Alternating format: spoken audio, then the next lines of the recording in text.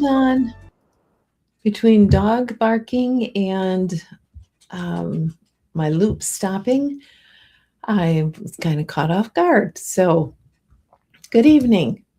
This is Kathy Beatty. I'll get my stuff together here. This is Kathy Beatty with Divorce Support Anonymous coming to you on a Friday night to give you hope, direction, and some tools, techniques to not only survive divorce, but to start your new life after divorce. I'm just finishing up a session of a group of building your life after divorce. And this Thursday, I will begin my next group of Divorce Support Anonymous. That's 10 weeks.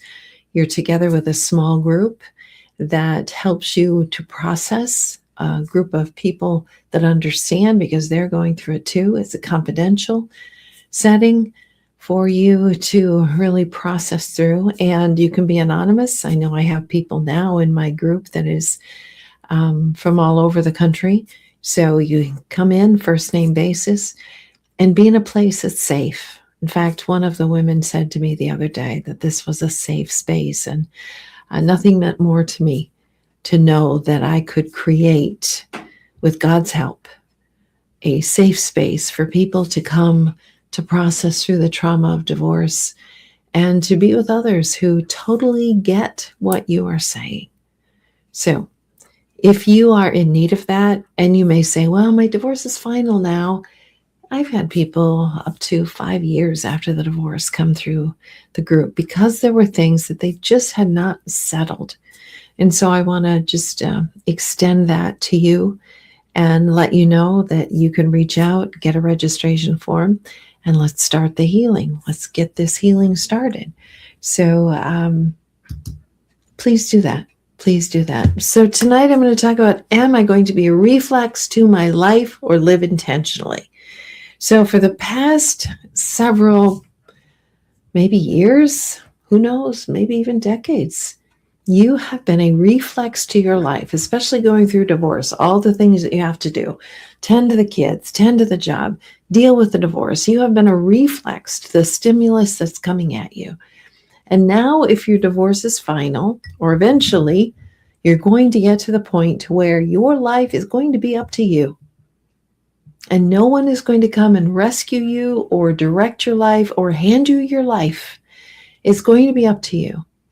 And so for you to create a life that is intentional, you have to get moving.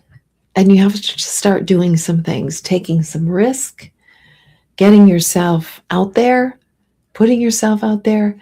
You know, when I say that, I'm kind of comes to mind of just, dating. I'm not talking about that at all. Not at all. I hope that is the furthest thing from your mind right now. Because you need to heal, you need to become a healthy single person before you're even ready to get into the next relationship. So many people have come to me and said, their second marriage, I wasn't ready, I wasn't healed, I was so needy, but there was this person and they offered what I thought was such a wonderful opportunity to start life. Well, if you're not healed, you're not going to attract a healed person. So let's get you healed. Let's get you to become that healthy single person. So if by chance the Lord allows for another person to come into your life, you're going to be ready. And you're also going to be healthy enough to turn away the people that are not healthy. You're going to see those red flags and you're going to know, nope, doesn't work for me. Thank you very much. I know who I am now. I know what I want, and that's not acceptable. That's against my core beliefs, and I just don't think so. That's the point that I want to get you to.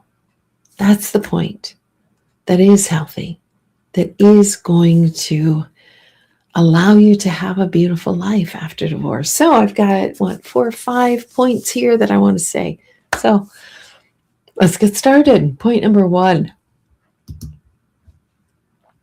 Do the hard work for your healing. It is hard work. If you've ever gone to a counselor's office, you know it's hard work.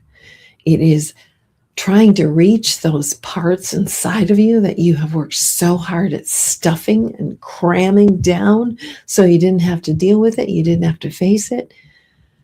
You've got to bring that up. You got to bring that stuff up.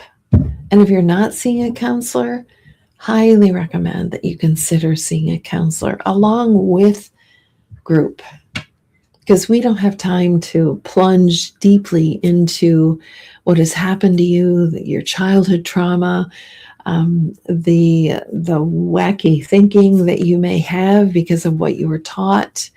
We don't have, I wish we did, but we just don't have time in the group to do that. So if you have the individual coach where you're digging deep individually, and then you come into the group and you are processing this trauma of what you're going through, along with people who are listening and supporting you, and I'm directing you, it is going to make the world of difference. So first and foremost, you've got to do the hard work for your healing. That's how you stop being a reflex to your life and you start being intentional and focused. Point number 2, discover and remember what you want. So many times I've heard people say, I don't know who I am. I don't know who I am. It's time to remember that. Because again, you've so much energy and time surviving this negative or maybe even abusive relationship. You have forgotten how to have dreams and goals for yourself. So point number 2 is you've got to discover or remember, what was it that you were passionate about in high school or in college? What was it? Let me revive that desire again, once more, to remember what it is that I want. Point number 3, work on your self-talk, that you can't do it. All those discouraging voices. Work on those. You can do it. You absolutely can do it. So work on those voices. Let me just check and make sure that my broadcast is going up. Yep, it is. Okay. Just want to make sure.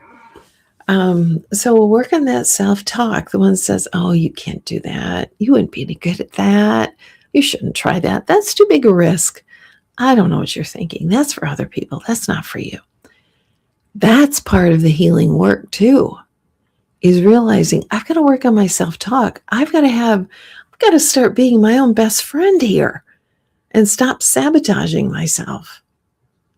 I can do this. I can do this. I just have to believe in myself, believe this is what God wants for me, believe that if I put myself out there and take the risk, I'm going to either learn some great lessons or I'm going to be surprised at how well it turns out. Watch your self-talk, because that's either going to bless you or curse you. Number 4, find the people to support you. You can't do this alone.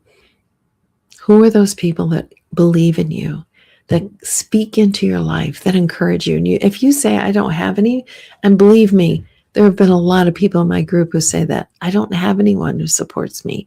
I don't have a network of friends because I've been isolated due to a negative marriage or an abusive marriage, and I don't know how, and I haven't networked. I don't know how to put myself out there. Find those people that support you. Is that a church group? Is that a community group? Is that a therapy group? Is that a story work group? If you're not familiar with story work, it's an amazing work. But you need to find people who listen to you, who hear you, who are with you, who say, you know what? What if you tried this? Or I think you can do that. Why can't you do that? Find those people who speak life into you. Stay away from those who are naysayers. Stay away from those who do not encourage you.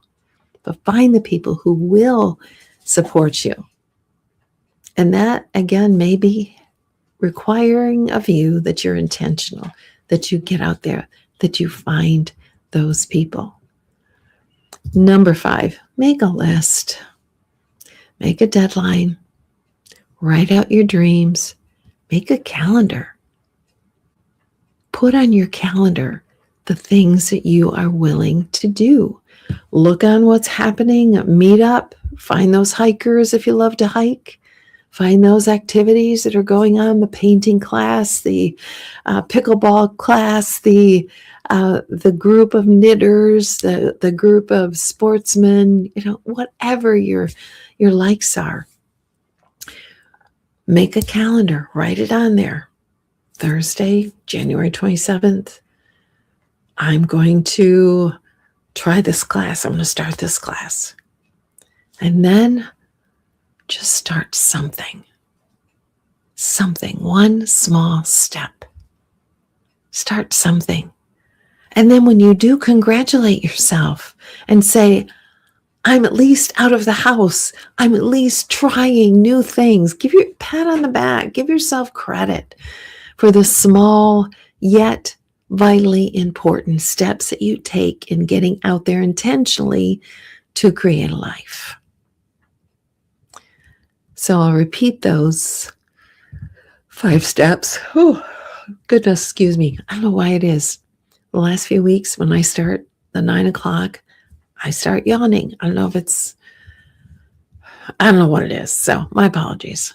I am not bored. I love this stuff, but for whatever reason, my body seems to do that. Anyway, let's get some good scriptures. Love this. It's in the beginning of my book, Forgetting What Is Behind and Straining Toward What Is Ahead. I press on toward the goal to win the prize that God has called me heavenward in Christ Jesus. God has a plan for you. Jeremiah 29:11, God has a plan for you. It's a good plan. Forget what is behind. And then there's another verse, that's the Old Testament in the that's the New Testament. In the Old Testament, forget the former things. God tells us, I am going to do a new thing. He talks about putting rivers in the desert. He's going to do a new thing. But you have to show up for it, right? Forget what is behind. Forget the former things. And here's another one. Put off your old self. Be renewed in the spirit of your minds. Work on renewing your mind. Again, that self-talk. What does God have for me? What does He want for me? What truth can replace the lies that I've been telling myself? That is how we begin to renew our mind. We look at the truth of God. We deny the lies of the devil. We deny the lies that we've been told over the decades.